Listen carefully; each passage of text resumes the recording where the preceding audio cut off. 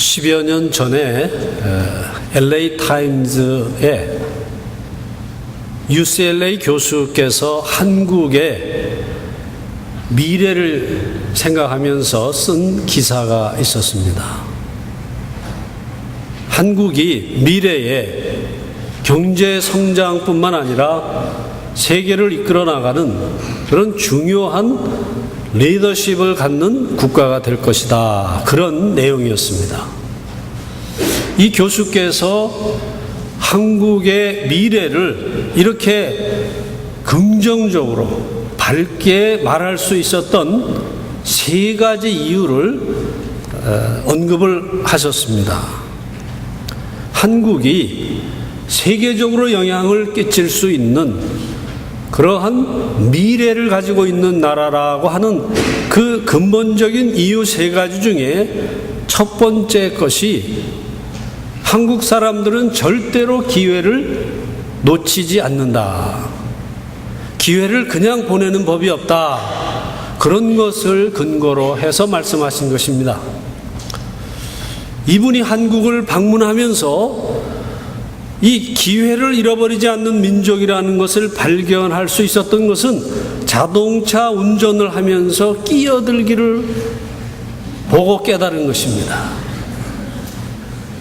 조금만 틈이 나도 끼어들고 또 끼어들어야만 되는 상황을 이해한 것입니다. 끼어들지 못하면 뒤에서 클락션을 누르고 당신 지금 뭐 하는 거야? 막 이런 그 부담을 주기 때문에 죽기 살기로 끼어드는 것입니다. 그것이 한국의 미래를 긍정적으로 보게 했던 첫 번째 요인입니다. 두 번째는 한국 사람들의 학구열, 한국 사람들이 얼마나 열심히 배우느냐, 그걸 보면서 이분이 야, 한국의 미래가 있다, 이런 생각을 갖게 되신 것입니다.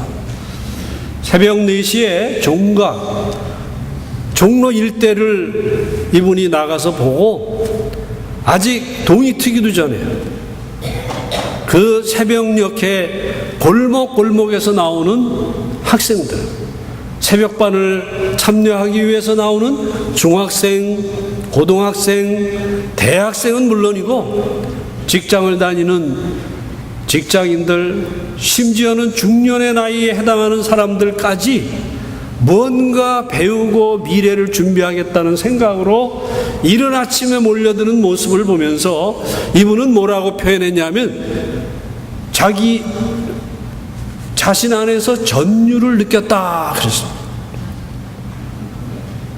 이 사람들의 미래, 이렇게 열심히 공부하는 국민이 세상에 또 있을까?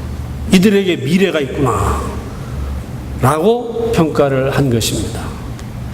세 번째는 대한민국 사람처럼 단결이 잘 되고 그리고 똘똘 뭉칠 수 있는 나라와 민족이 얼마나 될까. 한국과 일본이 축구를 하는 때면 새벽이든 한밤중이든 상관없이 길거리에 차가 멈춰지고 아파트에 불이 켜지면서 온 함성이 대한민국 축구팀을 응원하는 모습을 보면서 이렇게 일치단결하고 서로 하나가 돼서 국민적인 응원을 하는 나라, 이들의 장래는 정말 밝을 수밖에 없다 그러죠. 저는 이 글을 읽으면서 처음에 이분이 우리를 좀 비꼬는 것이 아닌가 이런 생각을 가졌습니다마는 그분의 논리를 하나씩 이해해가면서 동의를 하게 되고, 똑같은 사실인데도 그 관점에 따라서 전혀 해석이 달라지는구나. 어쩌면 그냥 무심코 지나갈 수 있었던 일들이지만은 그 교수님의 눈에는 그 속에서 살아가고 있던 저와 같은 사람들의 생각과는 전혀 다른 해석, 결과를 가져온다는 것을 알게 된 것입니다. 그 이후에 2002년 월드컵 축구가 이루어지면서 그분의 이야기가 정말 맞다는 것이 확인이 됐습니다. 최근에 우리가 또 생각하게 되는 중요한 개념이 있습니다. 같은 맥락에서 빨리빨리라는 우리 한국 사람들이 가지고 있는 습관이기도 하고 개념이기도 합니다. 세계 여러 나라에 이런 질문을 던졌습니다. 한국 그러면 생각나는 게 뭡니까? 이런 질문을 던졌는데 공통적으로 등장한 10개의 한국을 대표하는 단어 중에 빨리빨리가 가장 높은 점수를 받은 그런 용어라는 것입니다. 세계 어디를 가나 한국 사람처럼 빨리빨리를 강조하는 민족이 없습니다. 저희 친구가 지금은 이제 대학교 교수가 됐습니다마는 80년 정도에 80년대죠. 80년대에 불란서에 유학을 갔습니다. 요리사로서 유학을 간 것입니다. 근데 어느 날 우리 친구가 저에게 이렇게 부탁을 했습니다. 야, 광길아, 너 교회에서 말이야 사람들 교육 좀 제대로 시켜라. 내가 이 불란서에 와서 쪽팔려서 일을 못하겠다. 그래서 무슨 내용의 이야기인가 들어보니까 한국 관광객들이 파리에 와서 자기가 일하는 식당에 손님으로 온다는 것입니다. 그런데 이 우리 한국인 손님들이 식당에 들어오면 갑자기 홀이 험악해진다는 거예요. 주문을 하고 10분이 지나면 그때부터 표정이 바뀌기 시작하는데 왜 밥 빨리 안 가져와? 뭐 이런 그 표정을 보면 불란서 사람들이 불안해가지고 자꾸 주방에 와서 아직도 안 됐냐? 아직도 안 됐냐? 이렇게 재촉을 한다는 것입니다. 그래서 불이 나게 요리를 해서 이제 홀로 서빙을 하면 그 다음에 주방에서 난리가 난다는 거예요. 주방장이 화를 막 내면서 저 돼지 같은 놈들, 내가 해준 요리를 10분에 먹어? 막 이러면서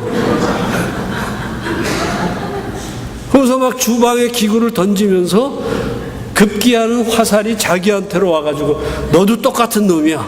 그래서 우리 친구가 본의 아니게 피해를 입으면서 저에게 제발 좀 교육을 제대로 해라.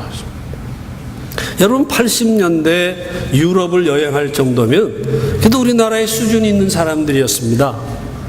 그러나 그들도 짧은 시간에 유럽을 구경하기 위해서 어쩔 수 없이 왔노라 찌왔노라 보았노라 갔노라 뭐 이런 아주 빠른 그 여행 일자를 소화해내는 민족입니다. 그런데 그래서 한때는 우리가 그것이 참 문화적으로 이거 좀 수치스러운 일이 아닌가 이런 생각을 했습니다마는 오늘날에 와서는 세계의 이해가 달라졌습니다. 한국의 경제 성장에 기여했던 이 건설, 토건업이 한국처럼 빠르면서도 아주 참 훌륭하게 공사를 마치는 나라가 없고 또 인터넷의 속도가 빨리 발전할 수 있는 나라. 제가 최근에 알아보니까 미국의 일반적인 인터넷 속도와 한국에서 일반적으로 사용하는 인터넷 속도의 차이는 6배의 차이가 있습니다. 미국이 6배가 느리고 한국이 6배가 빠르다는 것입니다. 전화기의 이 발전 속도도 한국을 따라올 나라가 없습니다. 우리는 그냥 바꿔라 바꿔. 계속 이 전화기를 바꾸면서 내수 시장이 활성화됨으로써 검증된 전화기를 세계에 팔기 때문에 지금 뭐 전화기 산업에 있어서는 압도적이지 않습니까? 얼마 전에 일본에서 한국에 대한 연구가 요즘 집중적으로 이루어지고 있다는 것을 듣게 됐습니다. 그 중에 하나가 어떻게 삼성이 소니를 이길 수 있었겠는가? 연구 결과는 빨리빨리기 때문이다. 한때는 우리가 좀 수치스럽게 생각했던 것입니다만은 지금은 한국의 미래를 이끌어가는 경쟁력으로 이해하게 됐고 그리고 또 새로운 것을 추구해 나가는 도전의 정신을 담은 새로운 창의력을 만들어내는 요소로 생각을 했습니다. 그래서 지금 세계는 한국의 그 빨리빨리를 우리가 좀 배워야 되겠다.